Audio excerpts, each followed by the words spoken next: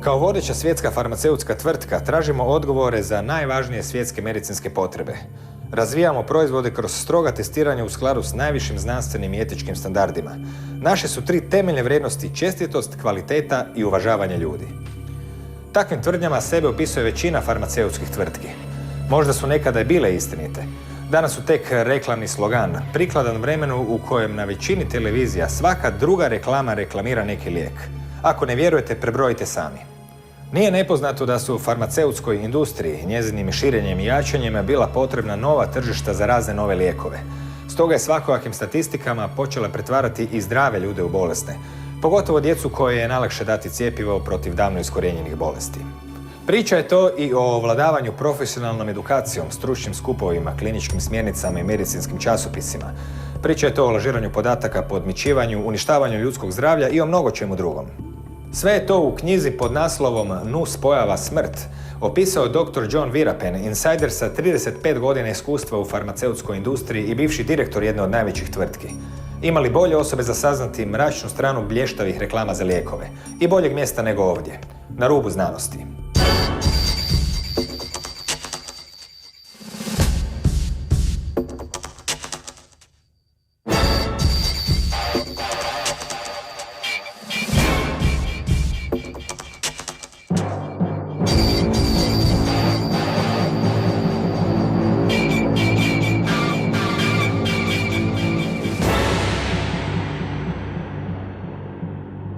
Dobro večer.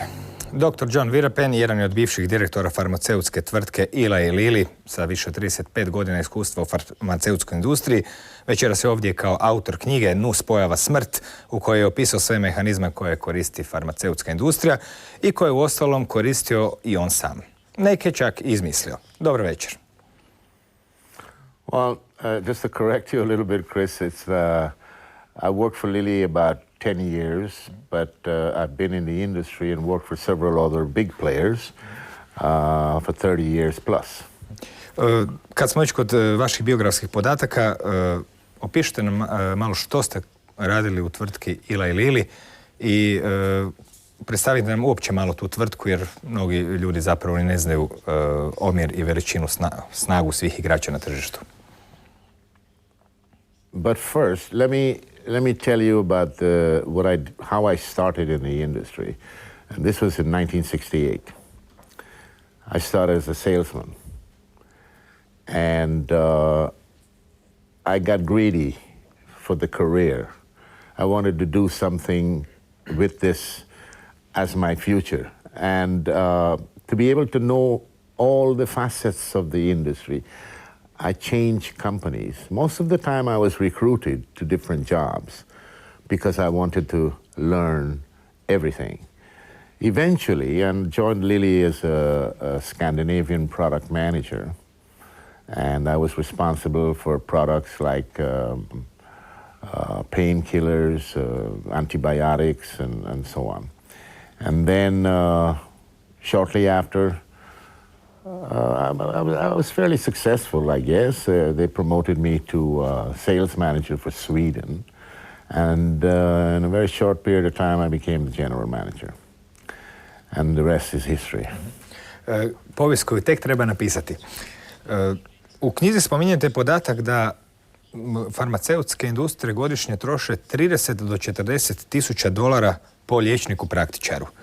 To je jako velika brojka, s vremenom kako emisija će napredovati, saznaćemo i kako troše.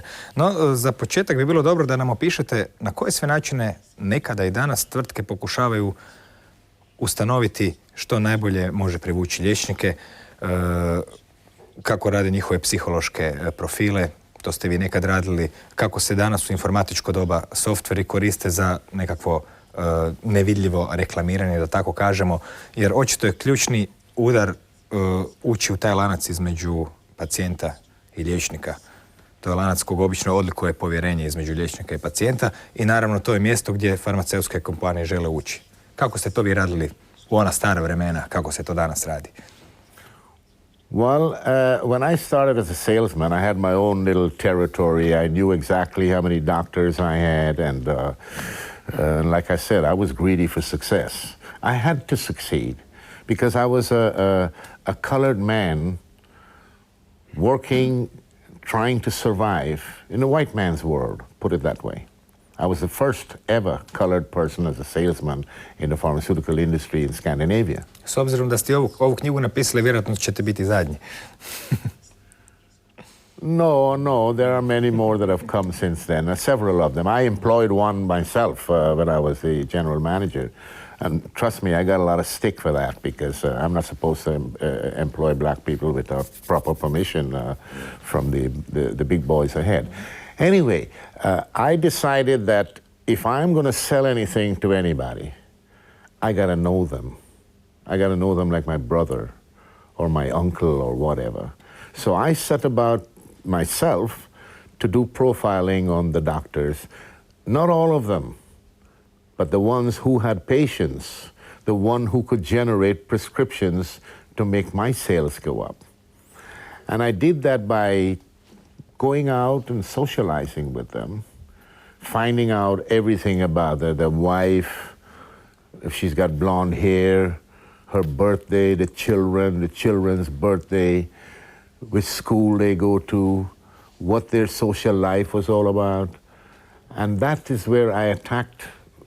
When I say attack, I mean I approached them, and when we became friends, I need help. I said, look, my budget is not, I'm not getting to my quota this month. Hey guys, give me some prescriptions. And they say, okay, John, be right. But that was on a friendship basis, and all my customers became my friends. Bila su to humana vremena dok se moglo manipulirati prijateljstvom. Danas su malo nehumanija pa se manipulira kroz razne softvere i druge načine. Kako to danas ide u ovo napredno vrijeme? Like the development of technology, technology was also applied by the pharma industry. They prepared computer programs that they will give to the doctors, telling them it makes their world and their work easier. For example, you would get a program where the doctor would click up this program and he will put in the indication, that is whatever the person is suffering from, and up comes a list of drugs to choose from.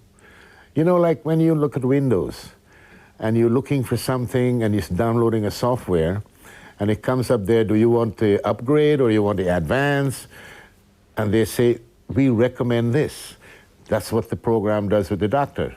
We recommend this, and holy, what do you think they recommend? The company's products. And that's how it's done. It's at a sophisticated technological level. But again, there's also this other, this other approach, the marketing technique that they use, where they recruit young doctors or students from the university, and they pay their fees, they pay their lodgings, they identify a subject that will be a future cow to milk, so they pay for that person. And that person, at the end of the day, becomes obligated to them. And all they need to do is send one of their reps over and say, remember we paid your the rent for your flat the other day, so hey. Kakav psihološki učinak na liječnike imaju svi ti kongresi, pa čak spominjate i jazz festival za liječnike, pa večere uz degustacije vina. Liječnici su naravno isto ljudi, oni se dođu zabaviti, tu naizgled nema nikakve obaveze. Međutim, negdje se nevidljiva obaveza ipak stvara. Kakav psihološki učinak imaju na liječnike takvi kongresi i kako oni u stvari izgledaju? Nekad se zovu kongresi, nekad usavršavanja.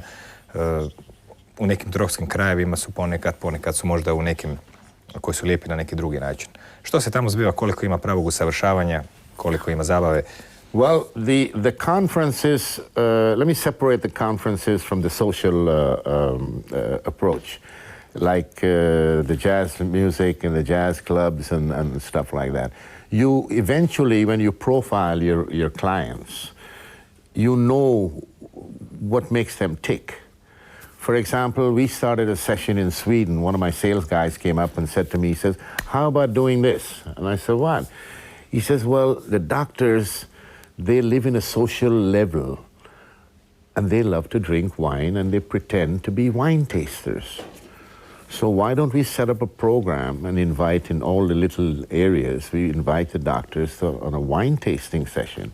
Of course, we paid all the wine and everything, we paid their dinner that evening and so forth. And the doctors loved it. We were the first, and we were the only people doing it. So we got our clients. They're obligated to us. Otherwise, they don't get another wine tasting session. They love music, and they love jazz music, or at least they pretended to. I can't say for everybody if they know what they were doing, but they follow the flow. If the big guys come to our jazz festival that I arranged in Stockholm in Sweden, the little guys will follow because they like to mingle with the professors and the big guys. But when they're all in the party and they're drunk, because we feed them a lot of liquor, they all become the same. They become, it's not no more the professor and the resident. They're all the same. They're just normal human beings who you can manipulate as you want because their profession does not pay them enough as they would expect. So they get all the goodies. And I'm Father Christmas at the time, you know, I give them the goodies. Uvijek sam mislio da Djed Mraz živi u Finskoj, a ne u Švedskoj. No dobro, između 1981. i 1988. kako pišete u knjizi, ta je strategija polučila dosta uspjeha, pa je recimo prodaja za tvrtku Lili u Švedskoj narasla sa 700.000 na 15 milijuna dolara godišnje, što je stvarno dobar skok. Nekako u to vrijeme stupaju na scenu i blockbusteri, tako se bar nazivaju u farmaceutskoj industriji.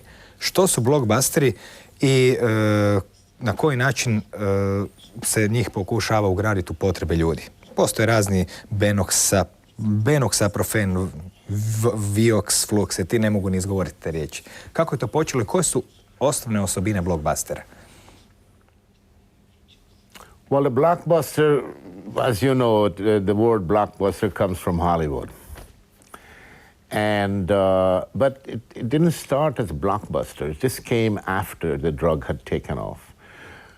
But up to that point in time, let's say the early 80s, late 70s, early 80s, some new hotshot executives had come in the company.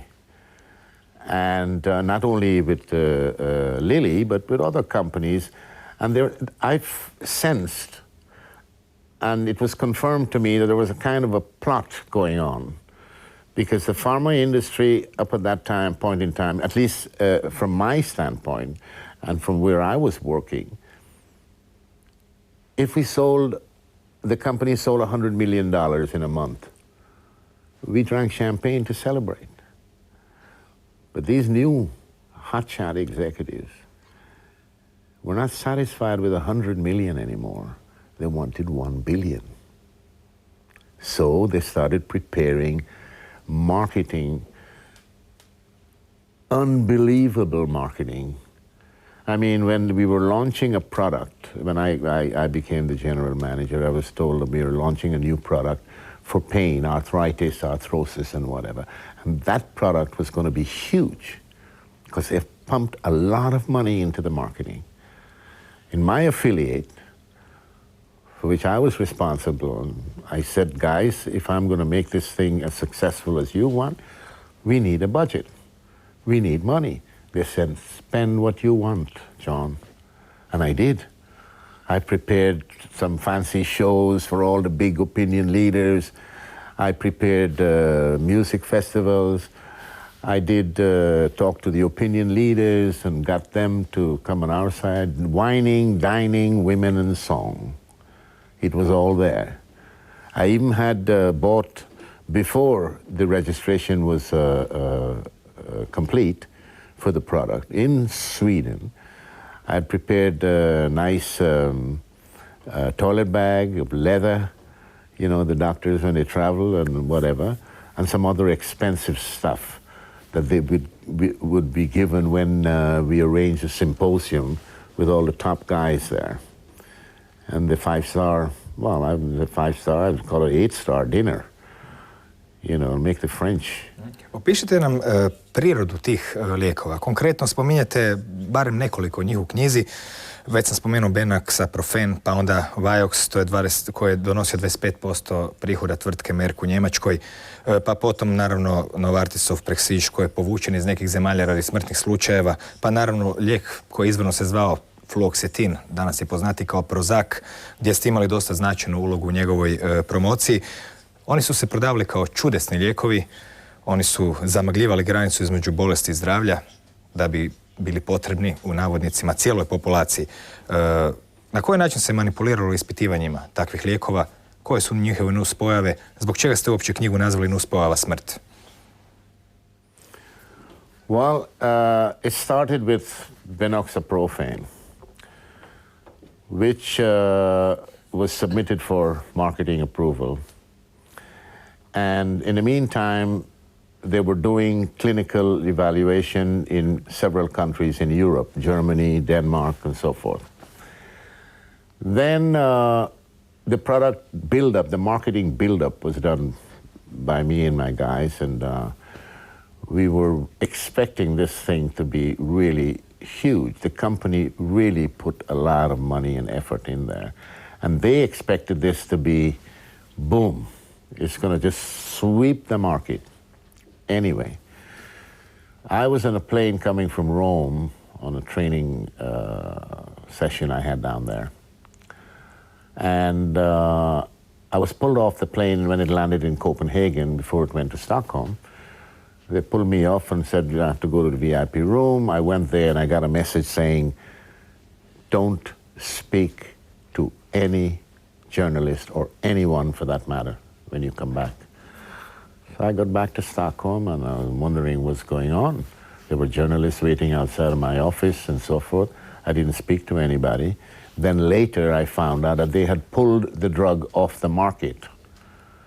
It was selling in England and had just gotten registration in the US, but not in Sweden. And the reason for that was, I can't remember the exact number, but I think about 400 people died after a couple of months in England. So they pulled the drug off the market. And they told me nothing about what was going on.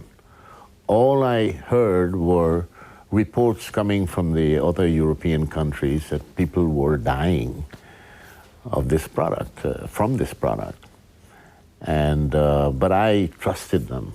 I sincerely trusted the pharma industry when I worked with them.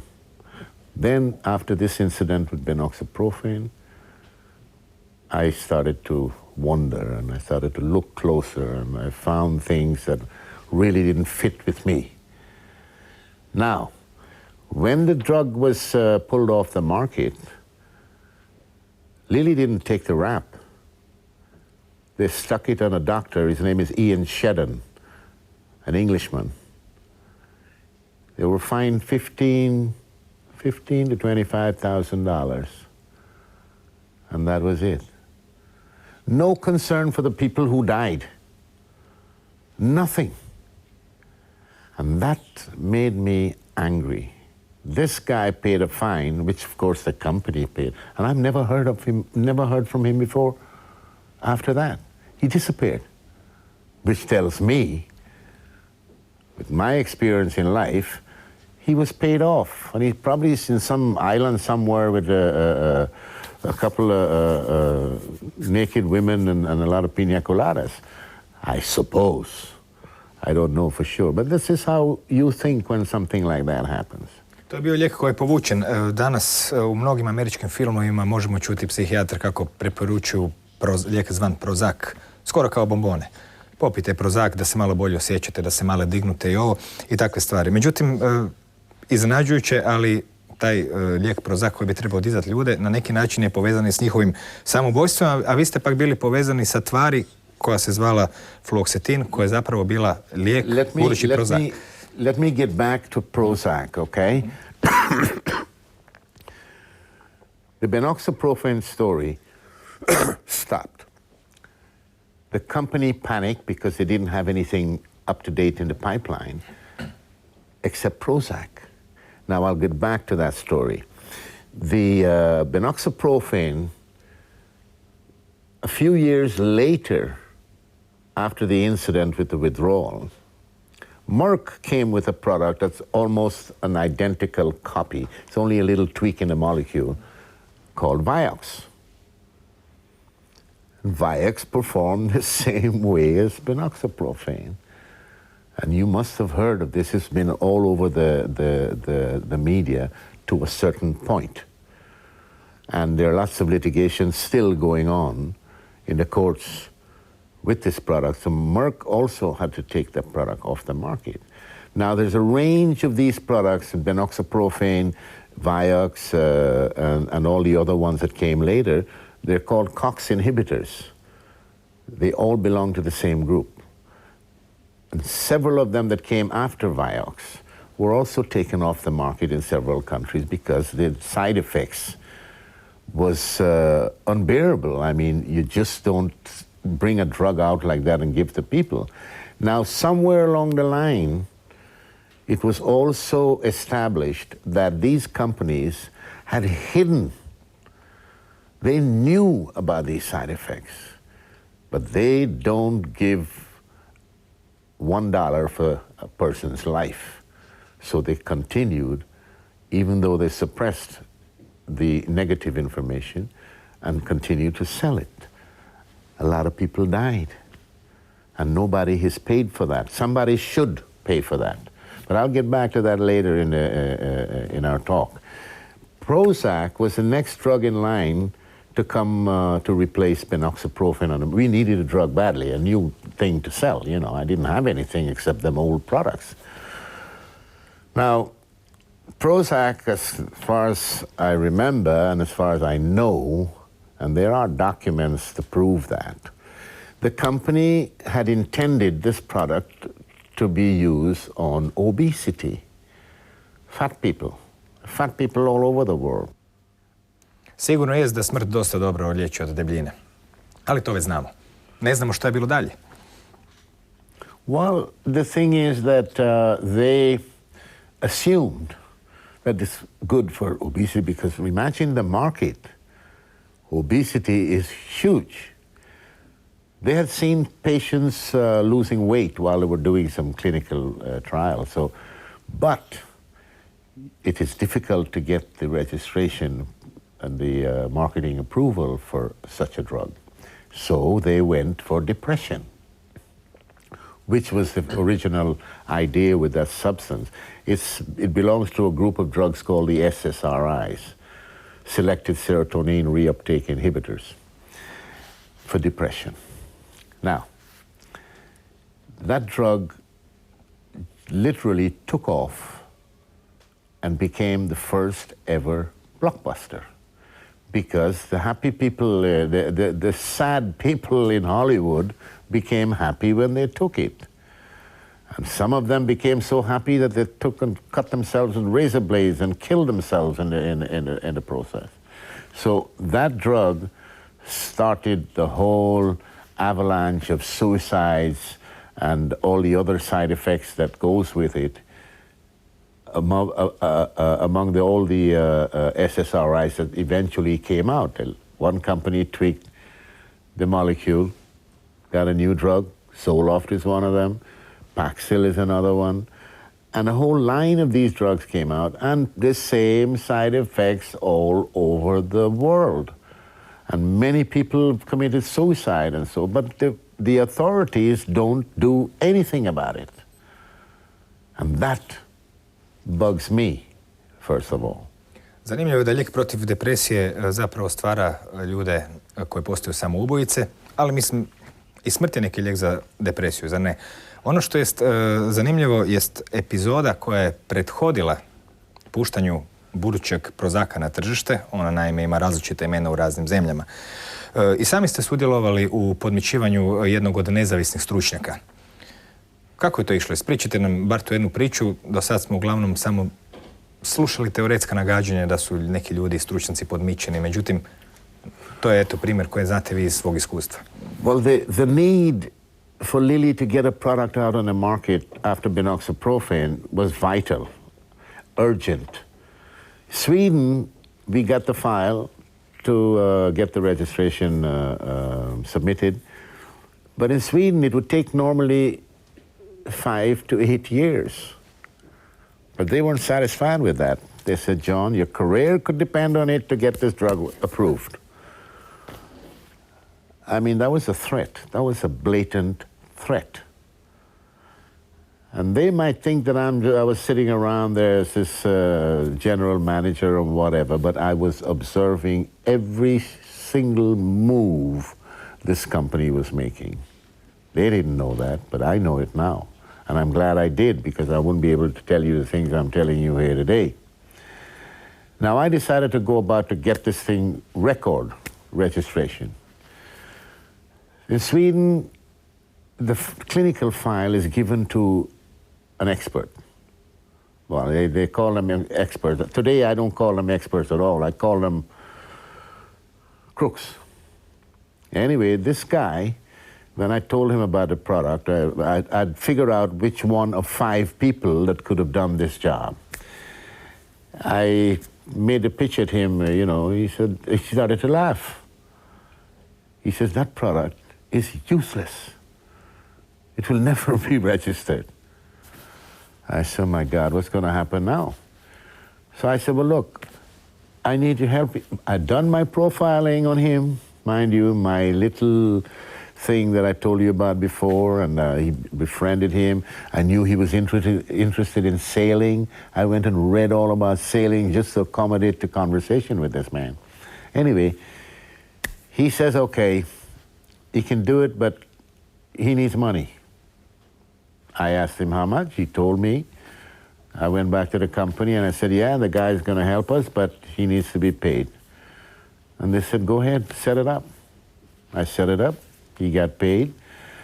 But there was another part of the deal where he was going to get a clinical evaluation, a long-term study on Prozac at his clinic, which meant that he was secure with salary for several years. That's a $1 million deal, which eventually never happened. Anyway, this guy, I sent my medical manager down to him, and they spent a night at a hotel, and the next day, and they went through everything. He showed her how to set up the file so that the board does not ask questions. Anyway, everything went well, the whole thing was submitted, but the Board of Health, they came to me 1 week and said, go and negotiate the price, because I had to go and negotiate the price with the government, which I did, and I got a very, very good price. Then, a week later, the board says, well, guys, we need a 5 milligram dose. You only got 20. The 5 milligram brings less side effects. All sorts of medical people started running into my office. They even threw me out of my office to sit and have their own meetings and whatever. Eventually, they said, no, we will not give you a 5 milligram tablet. And I said, well, here we go. That's the end of it. But my negotiating the price with the government became official. And they didn't care anymore about the dosage and the drug. They took the price and went all over the world and got a high price in all the big countries. Otherwise, if the 5 milligram had come out, they would have lost 75% of revenue, because the 5 milligram divided the price by 4, 75% was gone. So they said no. Then they decided to promote me. And I wondered why. Well, I'd always asked for a foreign assignment, because I was at the top where I was. I wasn't going anywhere. And they said, yeah, we have a job for you in Puerto Rico, director for Puerto Rico, Caribbean, one country in Central America, and so forth. And I said, yeah, I'll take it. And that was the trap I walked into. Tamo su vas znači otpustili jer su tamošnji zakoni bili omogućavali puno lakše otpuštanje. Kad smo već kod toga, zbog čega uopće sad sjedimo sa jednim bivšim direktorom farmaceutske industrije koji nam sve ovo priča? Mislim na vas. Što vas je promijenilo? Je li to samo bilo pitanje što vam je tvrtka dala otkaz ili su neke druge okolnosti utjecale na to da danas zapravo razotkrivate pozadinu farmaceutske politike? A lot of people have been asking me that question during the years. And they thought I was after revenge. In the beginning, I must say maybe there was such a feeling in me. But as I got more and more into this situation, it's impossible to have revenge against these people. I mean, I'm no David, but they are Goliath. And I decided to just tell my story. And the reason for telling my story is when my little son was born 6 years ago. When I saw him, and when I heard what had happened when he went to the pediatrician in Germany, the woman wanted to give him a vaccine. And I said to my wife, no vaccines, no medication whatsoever on this kid unless you first talk to me. The woman threw my children out, my wife and child out of the clinic and said, we only treat vaccinated children here. Oh man, if I had been there, I wouldn't be here with you, Chris. So my memory bank opened up. And everything started, you know, all the things that I did. Te godina je jako postao popularan i takozvani poremećaj hiperaktivnosti, to je ona čuvena kratica ADHD. Također još je neizmišljena bolest koja se eto reklamira da bi se djecu tretiralo lijekovima za smirenje, pa imamo zanimljive reklame poput one jednostavno budi dijete od ustajanja do odlaska u krevet. Što je fenomenalno kad se ima u vidu da se preporuča lijek zapravo za smirenje koji u stvari ubija svu kreativnost kod djece. To je također bio jedan od razloga koje opisujete u knjizi. When I looked at my boy, newborn, and read what was going on with these drugs, and when they came and approved it for children, there's a psychiatrist from Harvard that opened his big mouth and said, these drugs should be used on children. I got blue, my face, my eyes got red, because this is unbelievable to give children psychotropic drugs which create a lot of side effects and kill a lot of people, older people. Now they're bringing it on children. For what?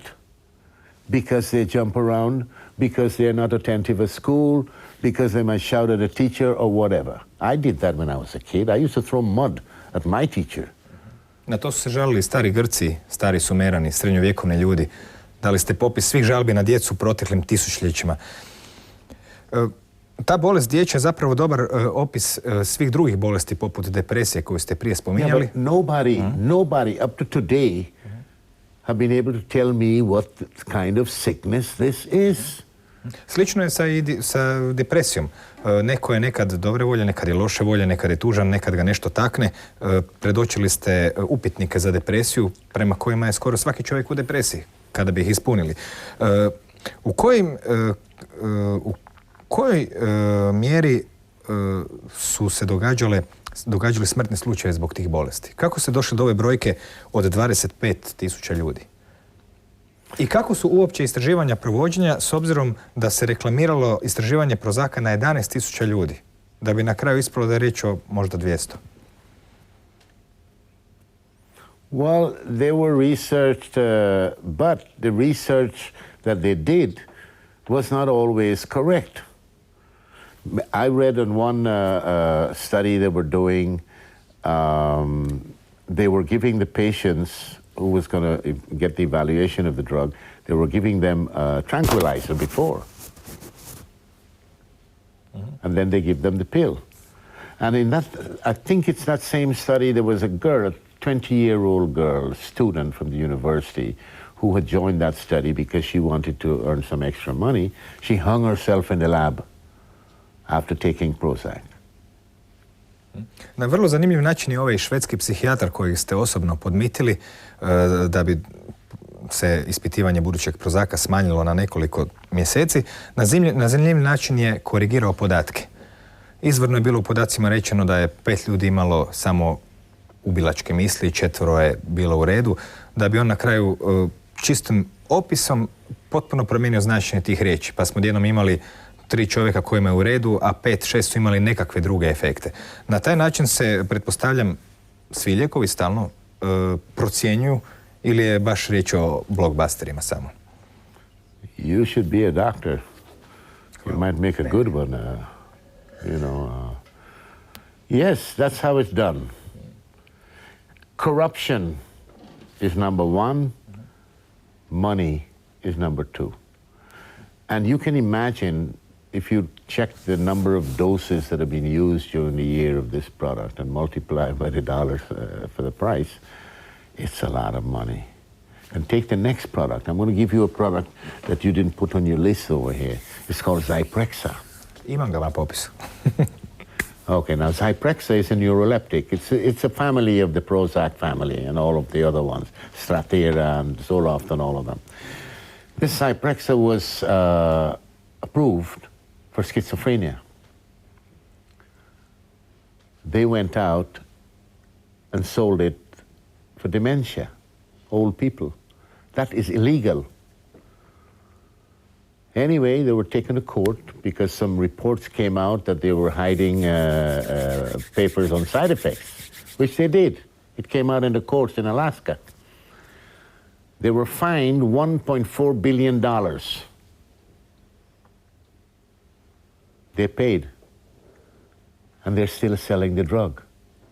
At the end of the month, the same time when this fine came out, they raised the price 11.5%. So you, the consumer, has to pay for the fine. And they still sell the drug.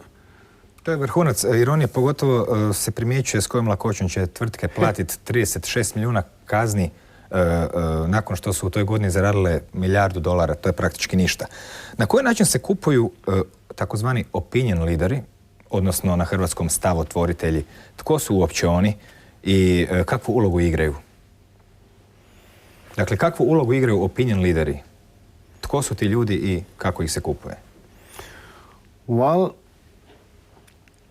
the opinion leaders nowadays, and this is personal, this is from me, and I know many cases, the researchers are bought.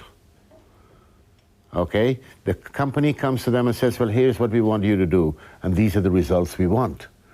Because they can write the protocols for a study to give them their desired results. And that's how it functions today. So researchers, you can't trust any of them anymore. The same guy I told you about that said that this Prozac should be used in children, he got a marketing letter written by a marketing expert that he just signs on Prozac, and he got over $90,000. Farmaceutske tvrtke sa lakoćom ulaze u medicinske časopise.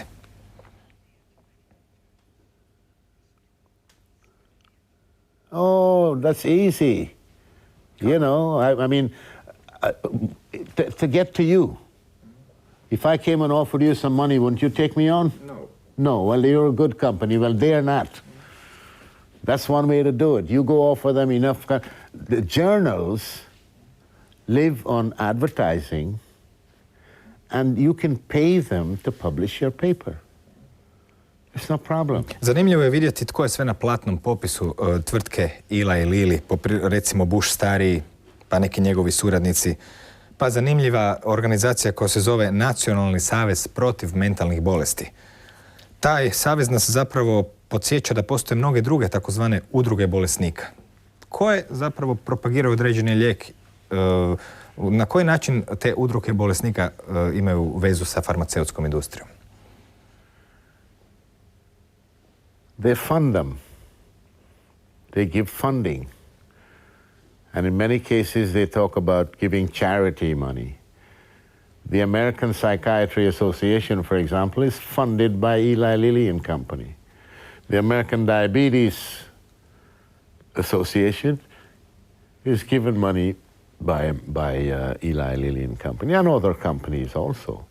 They have to keep the association I heard of one case where a patient organization in Sweden some years ago were given a bus ride to Poland and money to spend. They were patients. Suvremena medicina se propagira kao medicina utemeljena na dokazima. U kojoj mjeri je ona utemeljena na dokazima, u kojem postotku, je li baš sve laž ili ima nečeg na što bi se mogli osloniti? Spomenuli ste patentiranje novih proizvoda. Promijeni se jedna molekula i vi patentirate novi proizvod. Znači, tu je nevjerojatna manipulacija, se također događa. No, u kojoj mjeri je medicina utemeljena na dokazima? None. Dobro, dovoljan odgovor. Let me give you the example. What about the vaccines? You've heard the latest last years about the vaccines.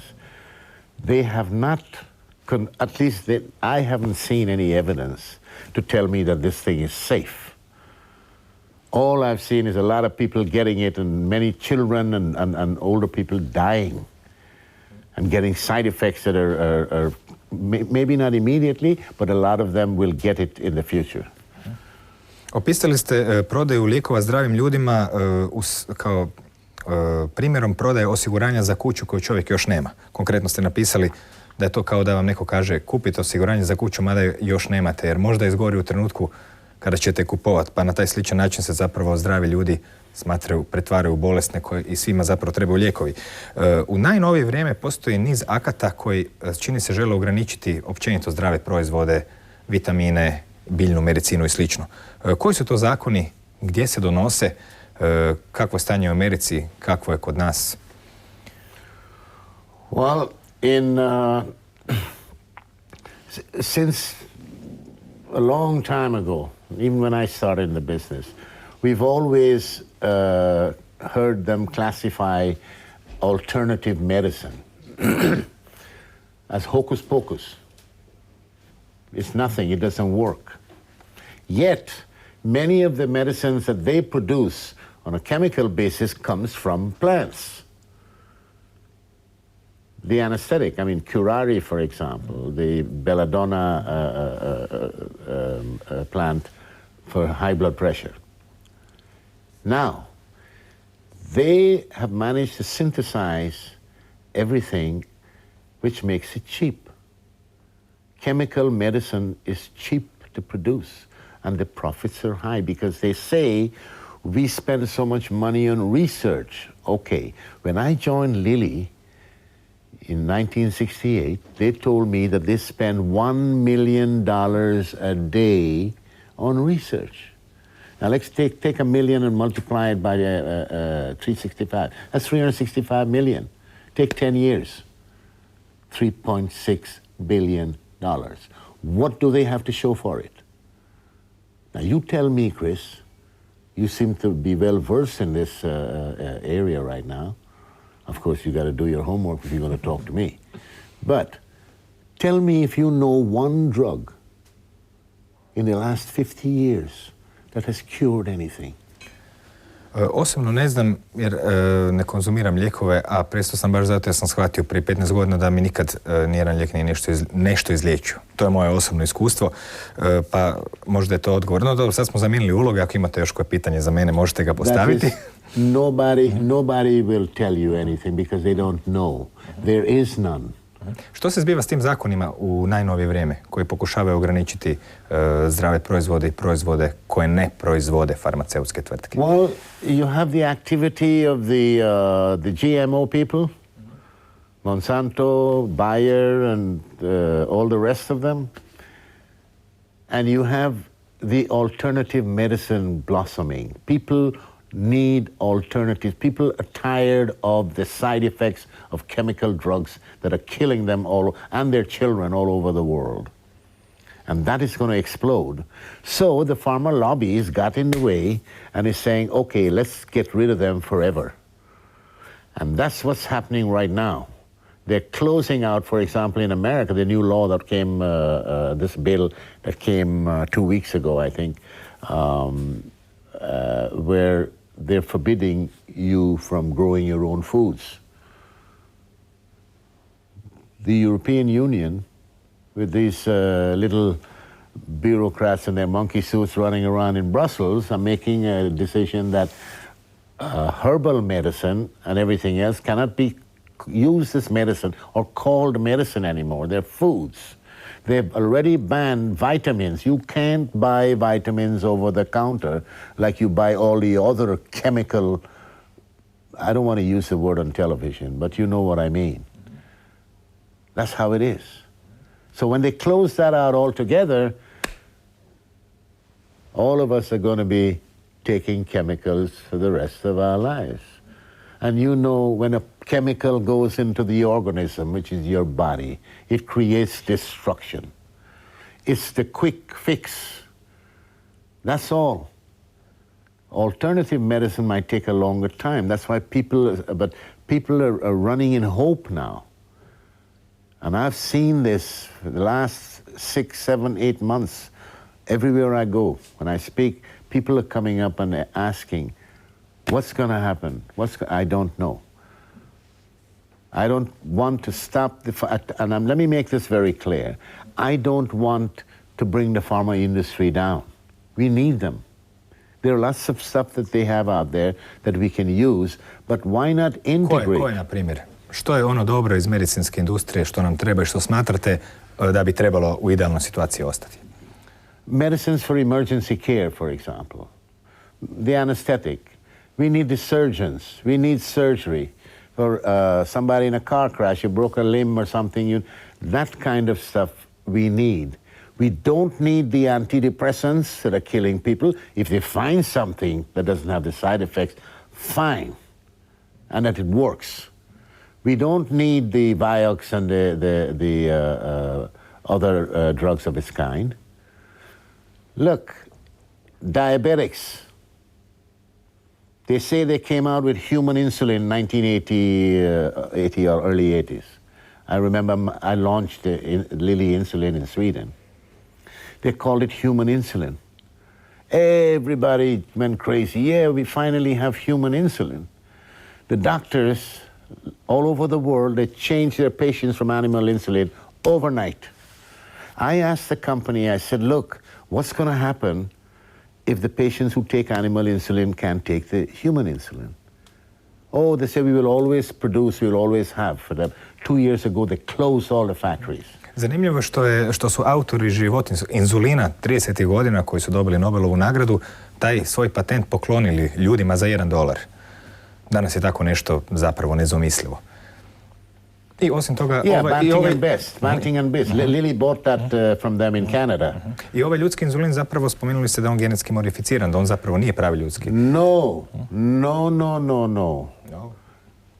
It was insulin, but it was not human insulin.